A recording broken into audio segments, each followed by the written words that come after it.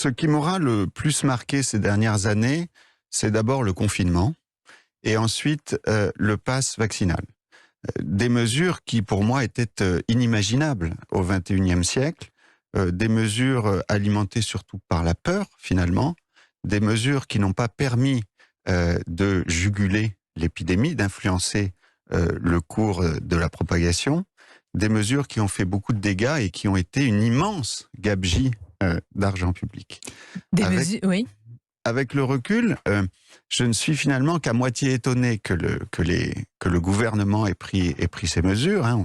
On a plutôt l'habitude d'avoir des mesures discutables et coûteuses. Mais ce qui m'a le plus choqué, pour répondre vraiment à votre question, c'est qu'autant de gens adhèrent, et en particulier les médecins, que ce soit ceux du conseil scientifique ou ceux qu'on a vus dans les médias, que des médecins valident et parfois poussent pour que ces mesures soient mises en place, m'a beaucoup heurté. D'abord parce que les médecins auraient dû avoir la clairvoyance, prévoir que les confinements allaient faire des dégâts sociaux et même sanitaires très importants, et ensuite parce que les médecins auraient dû quand même, de mon point de vue, s'opposer au pass sanitaire qui est antidéontologique. Mais comment, professeur, parce que si on rembobine le film, comment est-ce qu'ils auraient pu, on aurait tous pu d'ailleurs anticiper une telle période? On a l'impression ce matin que vous en voulez à vos collègues médecins.